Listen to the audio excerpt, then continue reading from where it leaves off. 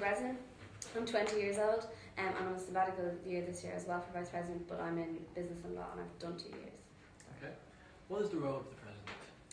The role of the President is the first person of the union, the main spokesperson, the main director, the main officer, and the person who, at the end of the day, coordinates all the officers, make sure that all their activities are in harmony with each other, takes the lead on new projects being implemented by the union, and then most importantly, particularly this year, makes the bottom decisions, the decisions that have to be made in conjunction with the other officers, with the executive, with the union council, but ultimately the responsibility lies with them and the onus on making the decisions lies with the President.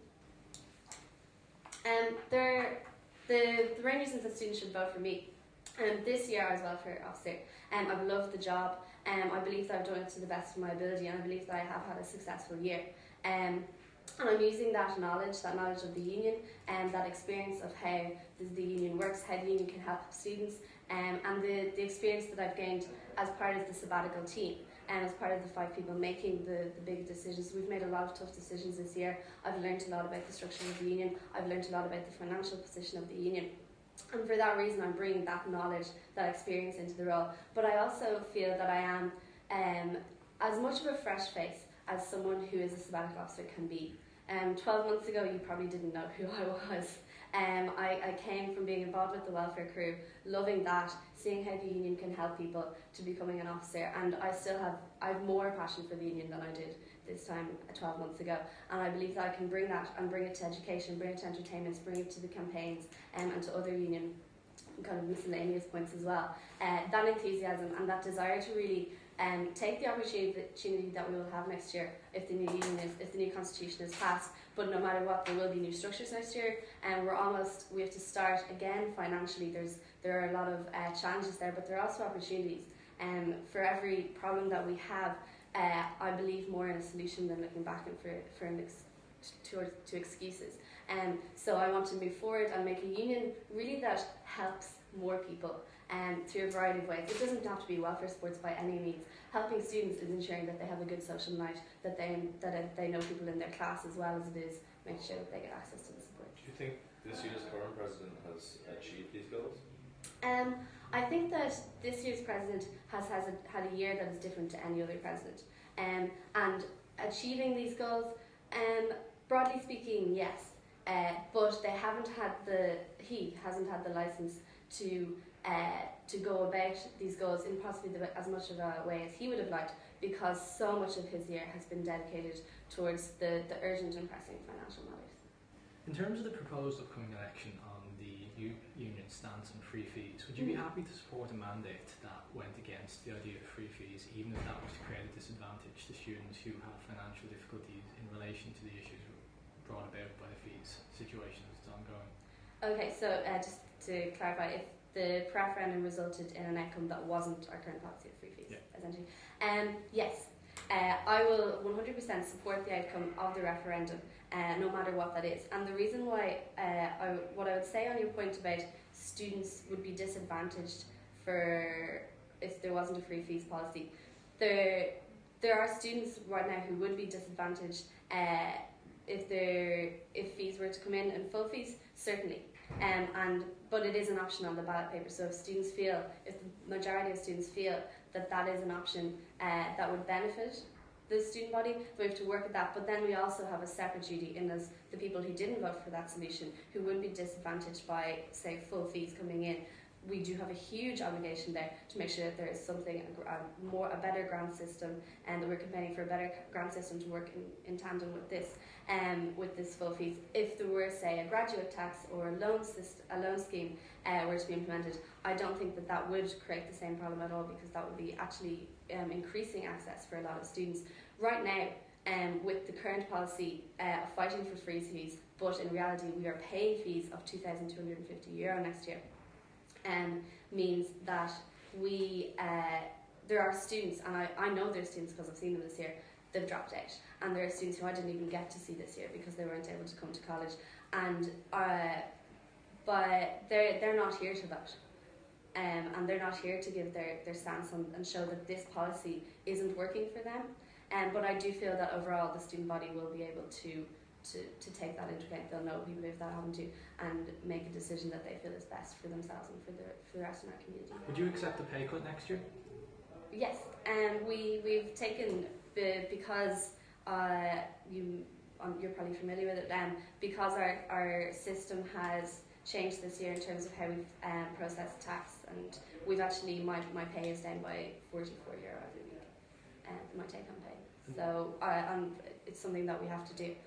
So I'll be looking very, very closely at the financial situation next year, right the way through the year, as has happened this year, and that's the changes we have made. And if it's necessary for further changes to be made, then I'll discuss it with the officers. But it's something I would definitely look at. I'm aware that your budgets have been cut in their entirety, but having to pay tax isn't a pay cut. Oh, I understand that, but Would it's less. you be willing to take a voluntary pay cut in light of the financial situation of the SU as president? Yes. Okay, to what extent?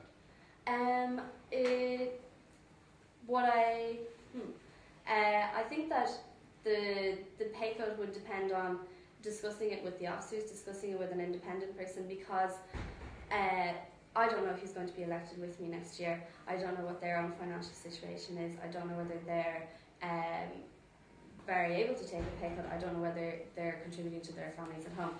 So it's something that I have to sit down and discuss with them, discuss how much as a team. I believe that the 4 people I'm elected with will have the best interests of the union at heart. And so we'll be able to sit down as a team and say, realistically, how much can we give up every week? We're very fortunate to be in this position. We're very fortunate to be paid every single week. And I do think that I could take a pay cut. And I think that provided that none of the other officers are in extraordinary circumstances that would tie them to a very, very onerous payment every week, that we can do that. You've touched upon your performance as welfare officer. We were just looking back on your manifesto from last year, and there are a couple of things that haven't been delivered upon. Okay. I was just wondering, why should students trust that you'll be able to deliver on everything that you have in this year's manifesto? We could go through it if you want. For the most part, everything in my manifesto is being worked on, or has happened, or I can only think. I'm trying to think of things that won't be happening. The only thing that won't be out was the condoms in the post. Simply because I thought going into this job, when there were 3 females running for election last year, there had been a male welfare officer for 4 years before that, 5 years in fact, and I thought that some students would have an issue going towards a female for condoms, and it hasn't. It's from my first day in office, it wasn't an issue. I quickly saw that. And then, in terms of the financial constraints of the union, that's not something I'm going to be doing. It's not something that I feel would be worth it financially. I'm not sure. I think everything else. Just shorter waiting times for counsellors, the reintroduction of peer note taking, the free bus service for res and part-time job showcase. Okay, 4 things there. The first one was the counselling service. We have secured approximately €10,000 in the last weeks to cut that waiting list completely. I've met with 2 clinics. I met with one in Ranelagh and one in Dundee, who are going to take on students over the next week or 2. So that will be cut, and that is funding that wasn't there before. Is this what you were referring to in your manifesto as well? Yeah, yes, in the new one. Yeah. And then the second thing you mentioned was the peer note taking. I met with the Disability Support Service in July and August quite a number of times on this, and we looked at how their budget was allocated and how they could best serve the students with their limited resources. Peer note taking is a brilliant facility. It would help a lot of students, but they told me that they didn't have the resources there. And so when I heard that, I looked at is this a battle that is worth fighting for extra funding, or are we better looking at that in terms of accessibility? So when I spoke to the staff in the Disability Support Service, they said that they think that from student feedback that accessibility is a bigger issue. So if you've seen there's like a new push door in Beth, there are things like that have been going on behind the scenes. How do you propose tackling the union's dangerous level of debt? Will this limit the scope of what you can achieve as president? I don't think it necessarily needs to limit the scope of what we can achieve.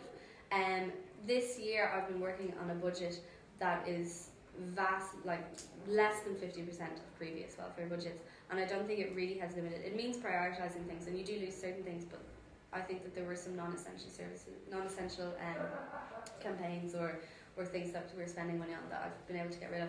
And so I don't think it limits our scope, that we have had to tighten a lot. But in terms of tackling it and tackling the debt, it's something that the college and the union must work on, because in the past it was the responsibility of the college and the union for the students' union finances. So I know that the president right now is liaising with Milan and trying to find a solution that makes sure that we have that is best, and that we can quickly resolve our financial situation so that we're not accumulating any more debt. And I'm very sure that we can work with the college, and I will work with the college next year to find a solution from them in terms of our debt and how we can quickly and effectively become financially liquid. Firstly, what would you perceive to be your greatest weakness in your role as president? I think that my greatest weakness would be, and I've already begun looking at it and talking to past officers, is my road to the union was very much through welfare, and then this year I've had a lot of education issues because they're so related to grants and to registering and the financial implications of that. So my entertainment side, I wouldn't be as experienced as maybe past presidents in terms of running events, but in terms of making sure that the events make money and that the events are planned properly. That isn't a weakness, but actually running them, deciding who to get in, I've already begun it and talked about when making my manifestos with past entertainment officer, past people who have worked for the Students' Union, in order to make sure that I'm learning on that area and learning and consulting with students as to what they want from it and what they want to see happen. Just on the last point, you were saying that it would be a problem for all your events to run profits. Yeah. I was just wondering how you deal with the fact that perhaps two of the most prominent events that you've run this year, if we think of the Republican Produce gig at the start, and then the Red Bull most notably recently, how that ties with the assertion you just made. I think that the first point is the Republican Police point. Was not an act that I booked, or not an act that I was involved in the booking process of. I took it on because it was on Mental Health Day and I was running a lot of events, and then First Fortnight were involved in it, but I hadn't liaised with First Fortnight up to that point. So I feel that was a very difficult and one-off situation, because there were also €15,000 worth of LMFAO tickets were sold on that day in a decision that I don't know, €15,000. Because the tickets were €15 and there was approximately 1,000 and then for the Residences Ball, that was something that we never sought to make a profit from, but we certainly didn't seek to make a loss. And the residence reps came to me and said they wanted to do something this year that would help build community spirit, something that particularly international students, because they're going to leave in a year and they'll probably never see the people they lived with and they shared so much with this year again, something that they could really do as a unit together and remember together, and that's where the ball came from. And I took the decision to pull it with the committee before it made a big loss. We hadn't booked any acts, we hadn't paid for the meal, we hadn't paid for buses, and if we kept it going for another day, and perhaps it would have sold more tickets, we would have had to do that. So that wasn't a loss that I was willing to take on. The budget for the deposit was shared between myself and the campaigns officer. It's something that we're still looking at, and it's something that we're still trying to minimise further, is what I would say on that, with the possibility of other events run from entertainments that could minimise that.